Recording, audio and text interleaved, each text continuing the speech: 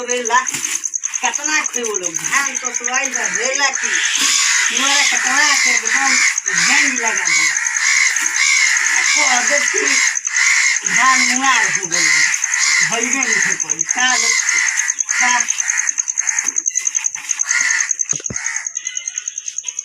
तो काय में कौन बेवकूफ बा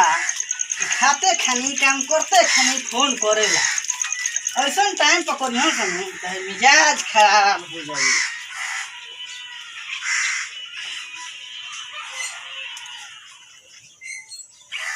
हेलो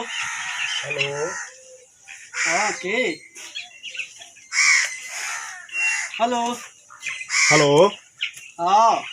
हाँ प्रणाम भैया। खुश रह का हो का समाचार बा? ठीक बा अपने कहो घर के सर समाचार। अरे का कहलियो भाई एजा के समाचार एजा के तो समाचार सब खराबे बा। का हो गई भैया? अरे हरा के दूध चक्कर हाली फाल फूल बिल्कुल धान दिया तक सब कुल जाई या सब की हाल वहे हाल होई तब के हाली गामे हो गई आपकी हाल कुल बिहार के खेते में गलत जाई। और सब बढ़िया बनू? हाँ ये का बढ़िया कहले हो ये सब और सब ठीके बा ये बात। बाबूजी कैसे बड़े? बाबूजी ठीके बाड़े। ठीक बा भैया रखा तुम। हेलो ठीक बा फोनवा रख दिला का? ना बोलो कहनिए कि का हो पर साल धान कटल तो कह तरह के मुआरे रहे और कह तरह के दहाड़े हो गई बा तो हमेशा तारीहे दहाड़े मुआर चल रही। अरे भाई तो हम का कहें एक दिन फाल खुलेगा तो 10 दिन बने नहीं के हो तो गड़हा गुड़ी में हम के खेत बा कुल सरत तक बा तब हम का करें हमार का उपाय बा हम बोरिंग लगा के बिछी। ठीक है बा अगल बगल आदमी कोई होता कि ना? अगल बगल आओ तो गाँव घर से पूछो पता लगाओ आहारा का फल फूल 10 दिन चालू रहे कि ना रहे एक खाली के कह जाओ को हाली आहारा का फल फूल अब हम कहाँ आए हम तब आए कल चौथ बैसाख ले तब से कौन करबा खाली का हम बेमान हई बे मर्द तू तो अंडे बंडे बोल लगल तनी से किसी हम कहत नहीं तब पूछते नहीं मजदूर बंद वाला बतिए कर लो। अरे भैया खर्चा किसी बोले हमारा तो फीस का बोली ऐसा तो बतिए कहबा कि अरे ना तुम कमाते कहे चिंता बड़ो। हाँ तो कमा तोहरे पता हमने के सबूर बाग हमारा हाँ तो बस तो चिंता मत रहो कमाता नहीं नहीं जब खोई खिए सब कोई के ना हुई धान अरे अगलो बगल ना हुई तो हर कुछ हुई बुढ़बा कर लेगा खालसा तू हमरा किसी को बात सोचबा ना कम का कहत नहीं। ठीक बा रखत नहीं।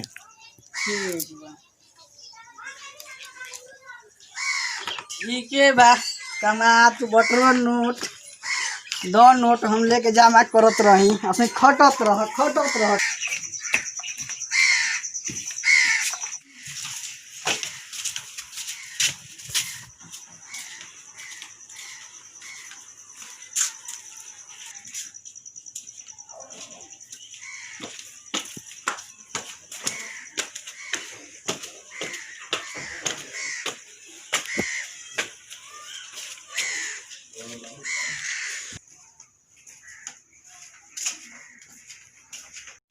खुश रह के राहुल। अच्छा बैठ आ बाबूजी तने में भुला जतनी ना बाबू अखिया के चश्मा जान तरफ तने वैसे उठाओ तो साथ सीधा तो वैसे लोग के नहीं के अखिया ना कम होता समूह कहिए से कहता है छोटका से बड़का से कितनी बतलवा दे एक कहता कि आज जेब का हम तो हम कमा के देते बनी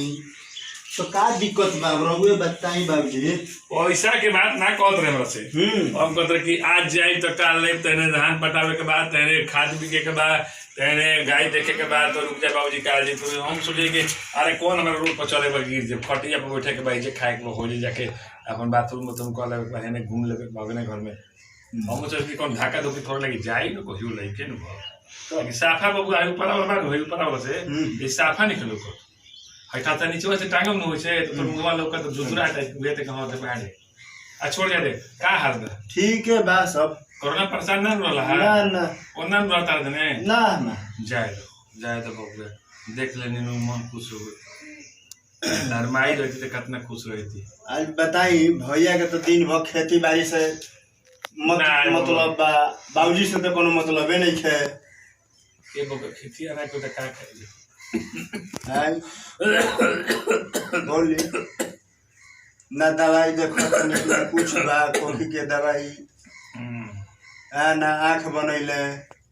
का करत रहे कहाँ गइला वो गइले कहीं अपन कामे में आवते हुई वो आवते हुई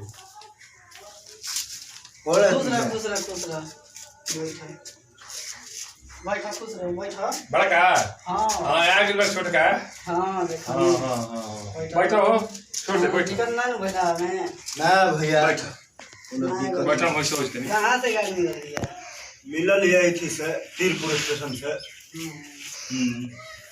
तब खेती बाड़ी के का हाल बा अरे खेती बाड़ी तो देखते बड़ा जौन बा जौन कहनी ना तरह से फोन पर कि तू सर तगल का तक हाले हारे का फर्क खोल दलम सर ऐसे भैया तू बोलत रहा कि सर त गलत एगो तो हरे सर त गलत है चलो तो देखाव तनी और सबके मुरेठा बनाइल बा मैं बुढ़वा मुरेठा देखो ली आज की देखली हम वही पटियावते बनने तो कबे आई रहती घरे हम वही पटियावत तनी तारा के देखा कोनो भरम में डल बना तू ए पर चले हम तारा के संज के लिया चलो तारा कोनो सिखौले पढ़ले बा ना का हम अपन खेतवा नहीं खींची ह तू कहिया जम ला कहिया राखस बोला खेत देख लेला कहियो खेत पर कोई बड़ा मर दे तारा का हाथ ना दे हम खेत पर जाए देनी ये खेत पर जीवा तू कितना प्यार से तारा के दूर तारा तो बाहर ना जाए देत नहीं हम तू तो अपना मन से गोइलो हैं तारा हम जाए देत नहीं ना ना छोटका बड़ा मेहनत करला बड़का जनले बहुत मेहनत करला रात दिन खेत में बस असो तो कहत कि फाल खुल जाता मसो धाने और सुबह के नहीं फसल मुगारे हुए 8-10 कट्ठा के धाने बेच घरे काट के हुए भर जाती 3.5 महीना बड़का 3.5 में धान भरे ये तो तार पैसा आवत तो कुछ और गांव में किन लेते तेल मसाला पर काम चलता अगर बाबू जी के आंख बनावे जाए बा हमरा हां अब रोज कहतन कि आज जेम का जी मेरे काम से फुर्सत नहीं लागत कब है ना गाय भैंस के देखे में बाजियात आदमी कब है ना खेती बाड़ी में बाजियात आदमी पहिले के बोल जाती छोटका आ गेल बेकर संगम चल जी हर इच्छा के हो जोरे जा हम बनवा ले बेकर संग जाके चल के फुर्सत निकाल के दोनों भाई देखो लोग जना के समय में चल लेनी हम रखिया बनाता होइसे करत तो लौकी ना तो लौकत नहीं खे ना हमें चलो करवा दे हम तो सोचले रहे कि भैया घरे रहबे कोई रहन सब करते बड़े आखिर का करू जो काम नहीं करता खेती बाड़ी आए घर गृहस्थी परिवार के देख रेख आए रात खान दर्द कबार देता हमारे छाती में तो गया कि प्राण चेती है ना मलेला तेल लेके तेल मारला से हो जी दर्द खत्म हो जी कि दवाई खइला से दर्द खत्म आप बुढ़ापा में कितना दवाई खाई ना हम लिया चलो आँख बना दिया दवाई वो कर दिया इनका बस के बात नहीं है क्या ना बुझाई नया नया बने हम लिया चलो भैया ये सब बात छोड़ अब तू धान के बारे में का कहत रह का कहत धान के बारे में मर्दे हमरा कहत नहीं का है वो घरी कहले रह कि मुहारी हो गइल बा हो मुहारी हो गइल बा अब देखो तनी कि माई भइल बा एक पिसकी धान उतना अगल बगल में नहीं खे आ तू झूठ बोलता रह कि सर जाता गलौ की जाता तू कितना दिन से ओकर थी खाता हमारे का बुरबक बनैले बड़ा कि कहत रह कि ओकरा में सब सर ये गली जाता सब मुहारे कटा जाता ते मर्द हमरा के बेमान जानतरिस ना हैं तो हमारा के फिक्रे मुआ दे तो बेमान जानत है हमरा के तो तू ऐसा बतिए करता तो तेरे को बेमान ना जानो बताओ हम हाथना दिन से बाहर बनी हो हमारा घर है कुछ हो मेहरारू के ना तहरा मेहरारू के देखा तू गहने पे गहना हमारा मौके के साड़ी हो ना तार मेहरारू साड़ी नहीं के पहले तार मेहरारू वैसे दिया चलो तो दिखाओ तो कुछ बदमाश बात कौन सिखैला हम सका देखो तारलंग तक घोटा लेके कपड़ा पहनले नहीं के यार कोई कहे नया पहन लो कोई कहे पुरान पहन लो कल तोहरो नया पहन ली ये कौन मतलब है हां कि रोज नया पुरान होला तार मेहरारू देखा तन कि गहना पे गहना लगैले बड़ी आ हमार मौके के कानों में कुछ हो नहीं खे बताओ हम अपन लड़का के लिया के आवत ठीक नु आ देखो तनी तो हमारे लड़का के घर रख तड़ो कि स्कूली में भेज तड़ो आओ तनी लिया के ओकर के रुको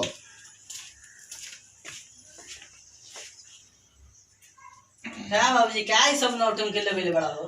अब हमारा आनंद भेबर के काल होता कि तू धार धान होता कि नहीं के हो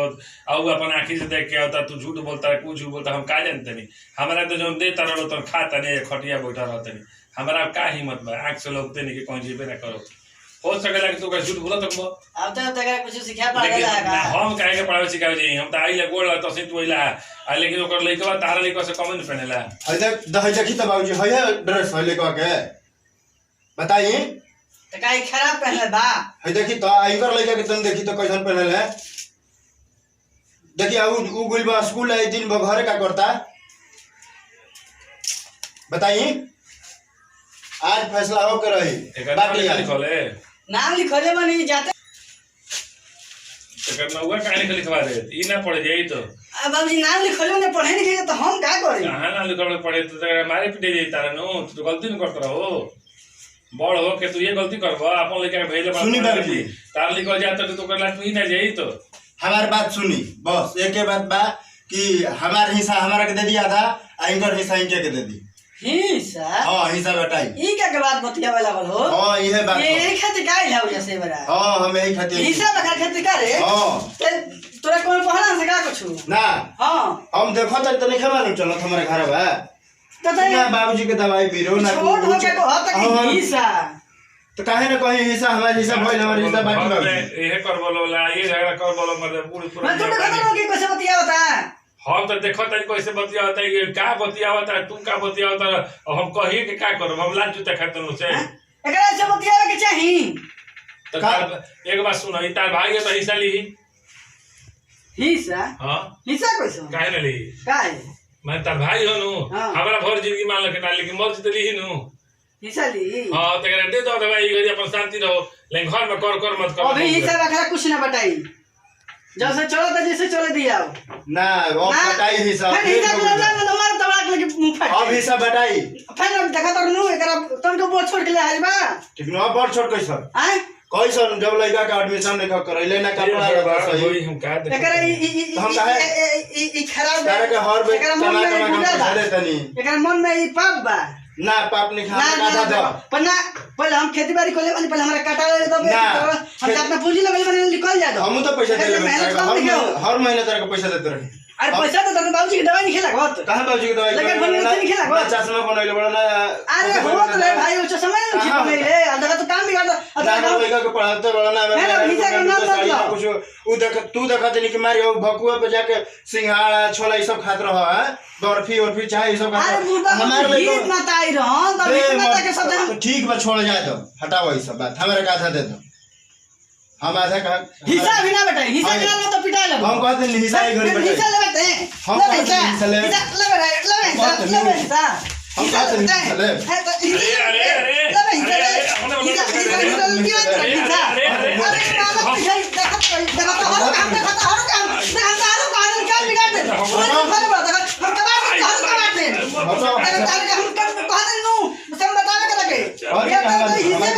अरे बोया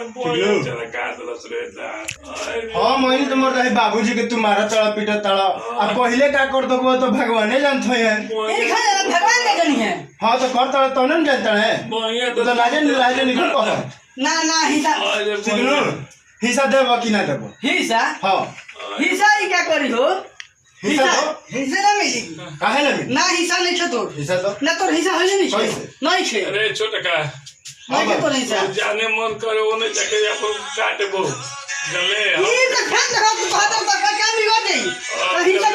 कैसे काटी मुंह बंद कर पादल के मुंह बंद कर तू ढेर फिर कहता मुंह बंद कर तू कहत नहीं चले कैसे ले ली अरे हम सबसे पहले आगे ले हट तो कहने नो नहीं आगे ले आहार में के ले ताग ही ले और घरे ले ताग भी ले हाय देख रहा है फोन आज मैंने देख तो कंपनी पर गिरा वो देख लो फोन कहां बा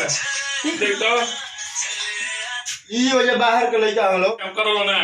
तो सुन बड़ी हमर कपास तू खाला हमर बाई से दुकाता है बड़ का कोतरा बड़ तो जाल तो होना अपन जाल होना फरिया वाला सुत तो 10 मिनट में पहिया के 10 देसी को जा दो माई भाई सुत नहीं देते दादा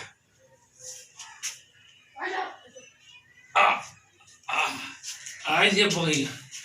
जान गई है बूढ़ी आज यो बूढ़ी जान ले लो ना साहब अब हम क्या कर पच घिसता वो करे चलो सो छुटके भैया के मेन बात में भाई कमा पैसा देता हम कुछ देत बानी ना से रुको ए बेरा एक काम में तमाम कर देते ना रही बांस ना बाजी बसूली साला भाई हो तो साला भाई हो तो कौन बढ़िया चीज हो जी तो हिस्से न ली हां बुढ़ावा तो एकर मन तो पटक ठक करने हिस्सा दियो तो भाई हो तो हिस्से न ली हो बोलो शांत हो बोलो शांत बस हो बोलो शांत हो बोलो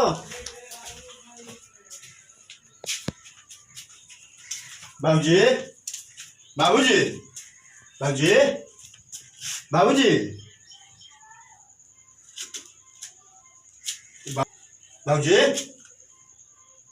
कुछ बोलत काहे को बाबूजी बाबूजी बाबूजी बाबूजी बाबूजी बाबूजी मर गए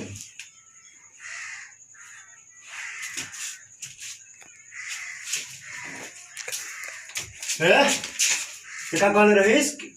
बाबूजी से सब तोर बात सुन ले बनी तू भाई जी